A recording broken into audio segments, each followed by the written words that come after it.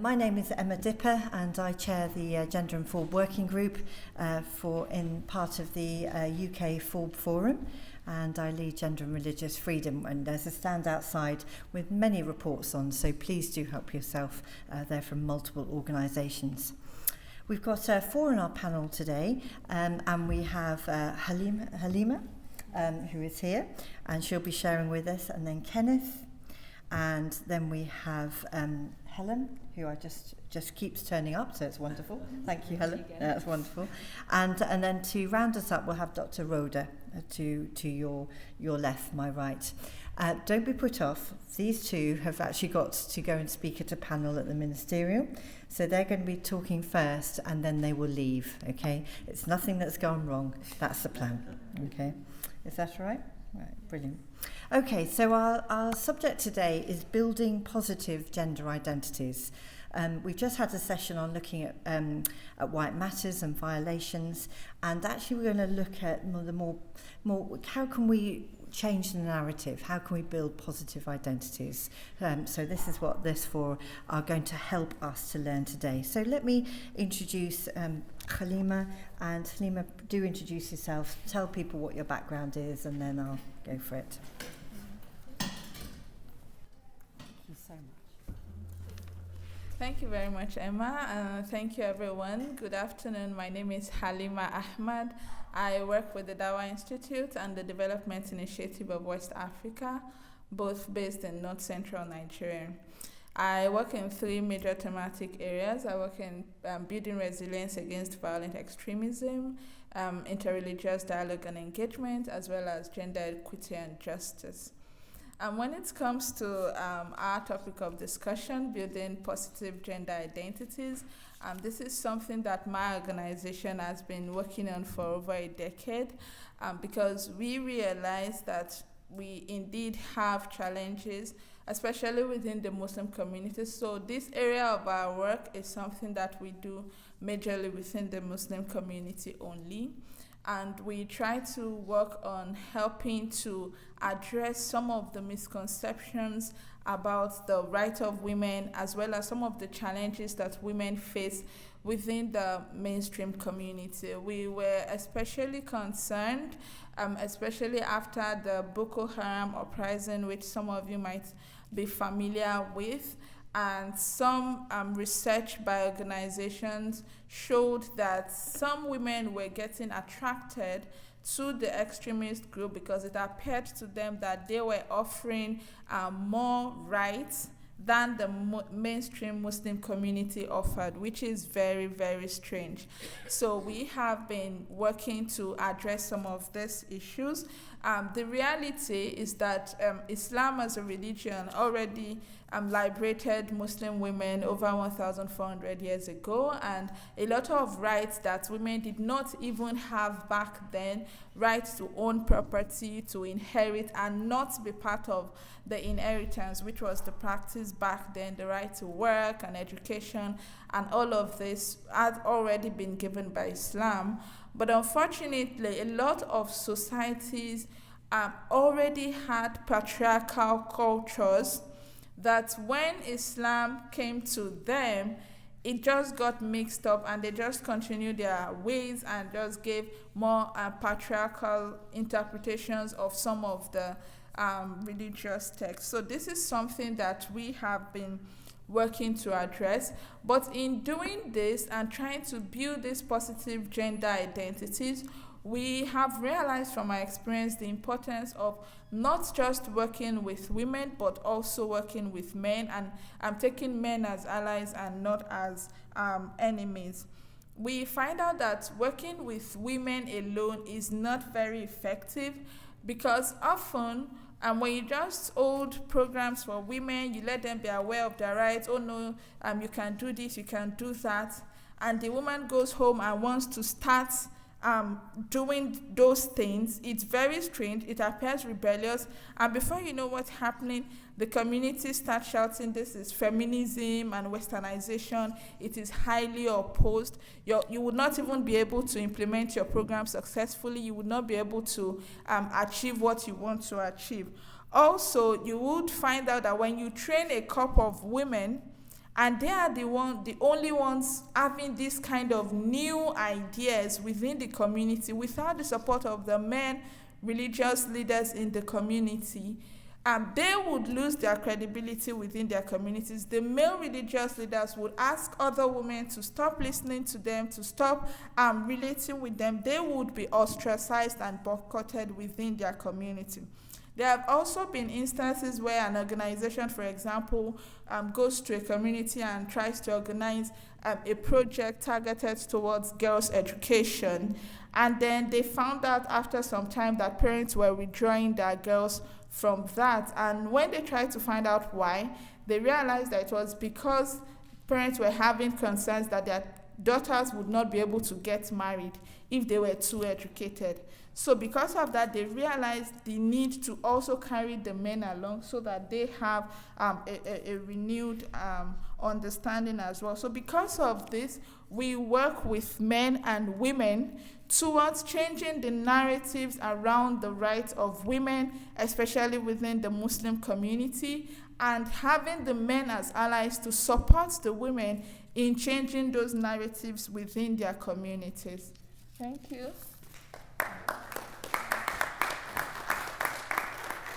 Fantastic. I've heard Halima before, and every time there's absolute gems. So, Kenneth, come and share with us as well, and we'd love to hear your perspective and the work that you're doing in a similar setting, but it was the same nation anyway. Go for it. Thank you.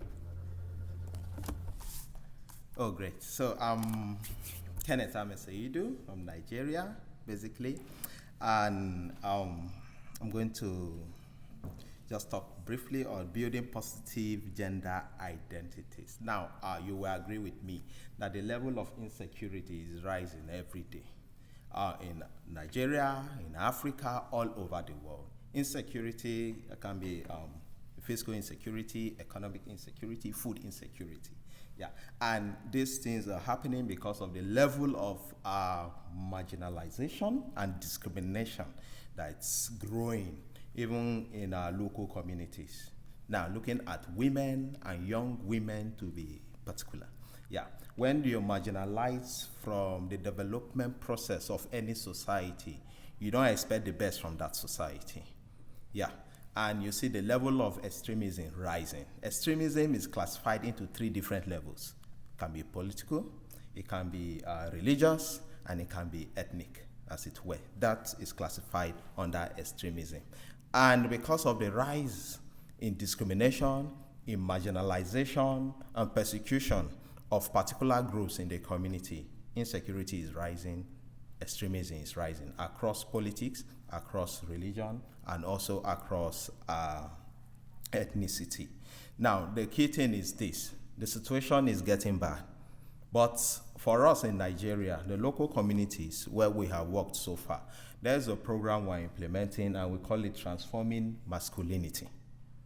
Now, transforming masculinity is connected to SGBV issues, sexual and gender-based violence issues, right? It's not only women that are marginalized or discriminated upon, or violence is channeled towards. Even men experience the same thing, but at a lower percentage. Now, we have that rising so much and affecting women, and we decide, okay, what type of dialogue should we bring on the table to empower women with knowledge, with capacity to be able to ask, okay, some of the roles we're to be playing, give us the opportunity to play those roles. We are humans, we have potentials, we have gifts, and we have talents. And just create a safe space for us to contribute our quota. That's what the project is all about. And basically, after implementing for a while, having dialogue sessions with the women and also with faith leaders. You know, religion control over 70% or 80% of the actions of an average African man. He's so religious, he has his beliefs, and he's upholding it all the time. So we decide, okay, how do we connect masculinity, faith, and peace? We need to connect those 3 together, because you can't talk about masculinity and leave faith out of it. Masculinity, faith, and peace. So the combination of these 3 We integrated it in our training manuals where we help the young women or the women that are victimized that, okay, this is the role you're to be playing. And this is the advocacy agenda we're to be pursuing. The young men also have their own roles. We train them and we help them to understand, you are a man. There's nothing that stops you from doing dishes. Nothing that stops you or brings you less than an animal if you sweep the house. You can make the house clean and comfortable for yourself. When your wife is not available, you can move into the kitchen, prepare your food, keep a bit for her. When she returns, she will enjoy the meal. And there will be peace in the family. Yes, so we try as much as possible to deconstruct that ego that the African man carries. Yeah, so that there will be a flow and there will be safe spaces for women and also youths to contribute their own quota. We also have a section for faith leaders. While you have your places of authority, can you use that opportunity to talk about gender development? Can you use your platform to talk about women's role, men's role, and how they complement each other in the family, in the community? And the key thing is this: the family represents the society. It's a small unit of the society. So if the family is not in order, definitely it will reflect in the society. So we have these groups working, capacity being built, then at the point in time, they all come together, where they interface, they share information, and they need for them, to accommodate one another, stay peacefully with one another, and deconstruct the ideology of the male child or individual is far better than the female. Finally, I'll cite an example. In families in Africa, we believe there's this mindset, it's cultural, that the male child has right to inherit whatsoever the father has. That's the mindset. But because of the teachings and because of the capacity building, the training, the transforming masculinity sessions we've been taking with them, now some of the ladies have rights now to acquire property from their parents, which is a plus for us. We're doing that in local communities, and gradually awareness is coming, sensitization is in place, and that transformation is taking place. Thank you for all your support. Without you, we wouldn't have been here, but thank you for all your support. Thank you for your prayers. God bless you. Wow, we just want to hear more and more and more. It feels it's the same to cut people off in terms of short talks, but we get such a feast, don't we? So let's hear from Helen Fisher now, and she's going to share with us from the work that she's been doing. So thank you, Helen, very much. Well, it's a bit challenging to follow these two on-the-ground, fantastic examples from two different religious communities. And I really appreciate the way that we're able to find in each of our sacred texts something that says, actually, let's look at it again. Are we sure that we're not interpreting our sacred text with the lens of culture instead of our culture with the lens of our sacred text? And we can look at that across a number of cultures. I was hoping, okay, great. I was hoping that the PowerPoint would work. It is fantastic. I'd like to, so I see that this is a bit of a young audience. I'm just going to pretend that you're a university audience for a minute, and we're going to turn this into a 3-minute course, which is actually how can we, it's not in presenter mode. Let's see. No, that's not in presenter mode either. I'll just launch it again. Please excuse my screen. And let's pretend. Yay. Thank you for your patience. All right. What we've heard in both situations is actually using faith-based learning to positively transform gender norms. can men sweep floors? It's a great question. I heard a woman of Jewish faith the other day say that she was using a reference to their text to say, well, actually in Job, at the end, one of the things that Job learned was that he could give his daughters an inheritance, and that Jacob and Esau cooked. Fantastic, right there. So that's using those sacred texts to transform gender norms. One of the things that I said earlier, and here's a slide to go with it, I said that actually the characteristic ways that men and women are religiously persecuted in the study that we have done of the Christian population is to attack women's strength in their community, that of their perceived sexual purity or their family status, that's what gives them an identity, or to attack men in their role of provider, their role as church leader.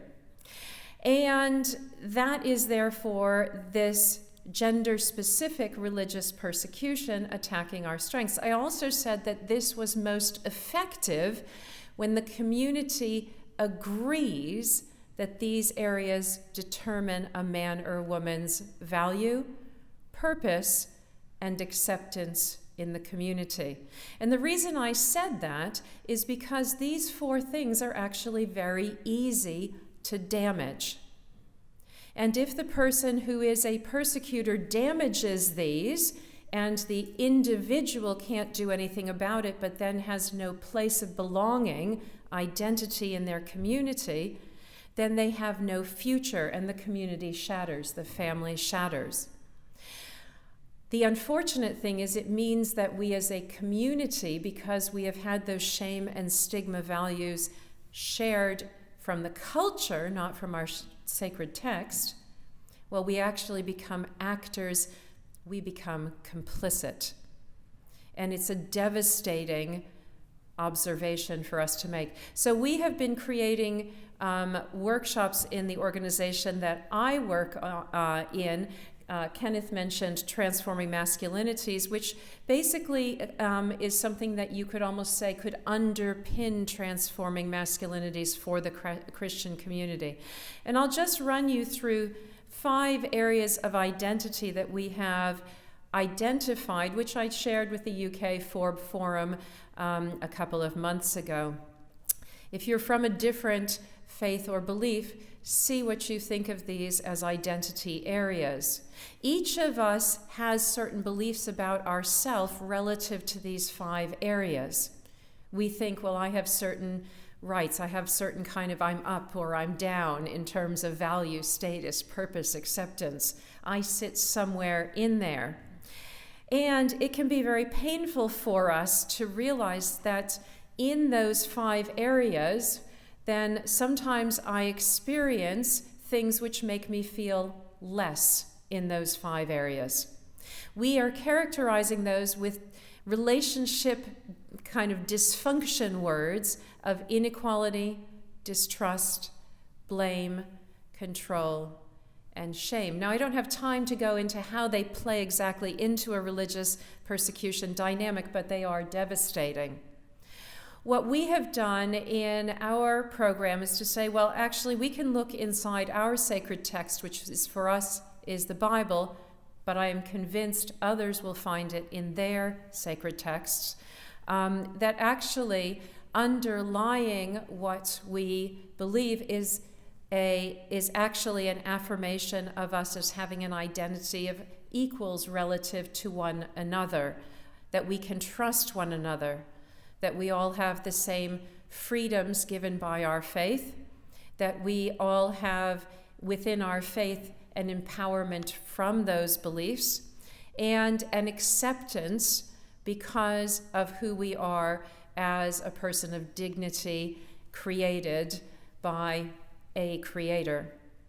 We find that when we talk with communities about these areas and where it is rooted in the sacred text, then it does that kind of transforming of gender norms, which we heard Kenneth speak so eloquently about. and it actually creates communities which are far more resilient, because that complicity that I talked about no longer happens, and instead there is a resisting of that ripple of damage, and it's a strengthened community.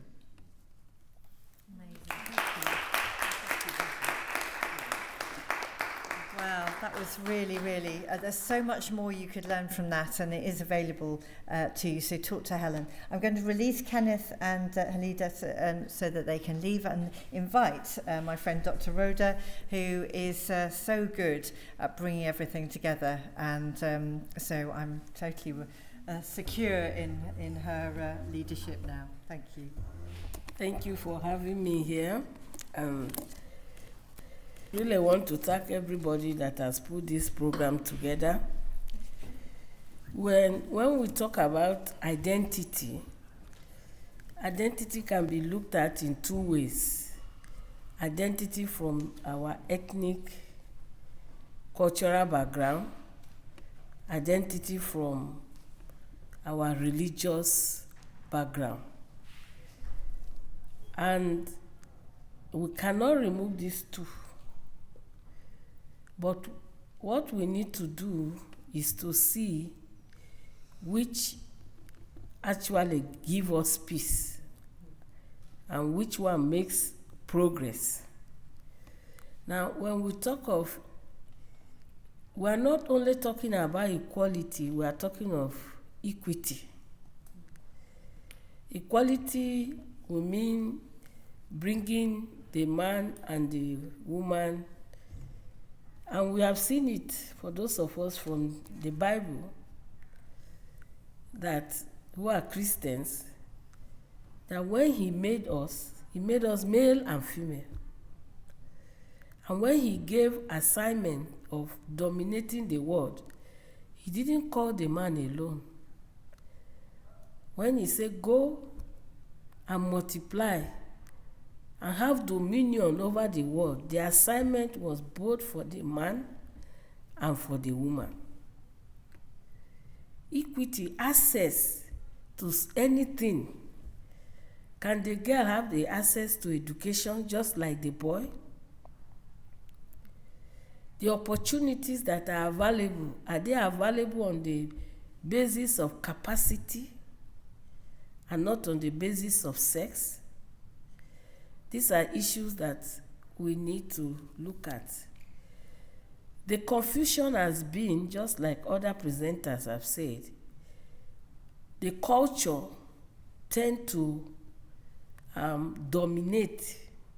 Like I told us yesterday, those of us who were in the Ministerial, which she was referring to, we wanted to talk on what the boys can do or what the man can do.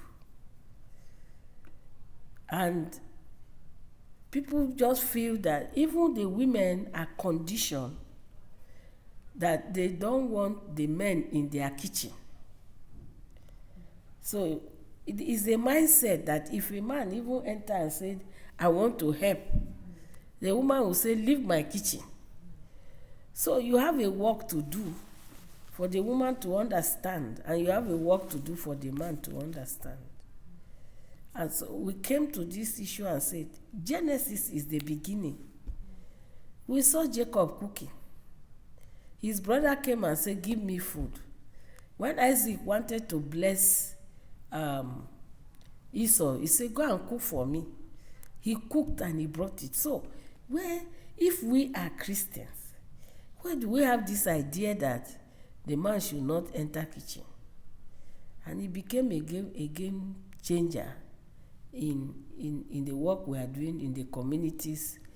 We began to see men helping their wives. Of course, we have also come to the issue that the man that loves his wife is actually loving himself. Is the one that we gain. And it is good that if we believe in the sacred trust, let's go by it. Because the Bible itself has its own culture. And we can now develop an identity that is universal. So whether we're in UK or we're in Jos or in Nigeria, or wherever, there's an identity that we can have because we believe in one sacred text. And that identity comes to the fact that we have been given freedom, not to oppress. The man being the head of the home is not to oppress, is to be companion. And once that comes up, it's easy for children to grow in that home and also come up with an identity, because sometimes you see a man who wants to, okay, now I've learned this, let me sweep. And as he's sweeping, a visitor is coming, quickly run and go and hide what he's doing. He's not yet liberated. So an identity that can stand for, this is what I believe, this is what I want to do, and I want to be a change agent. Thank you very much.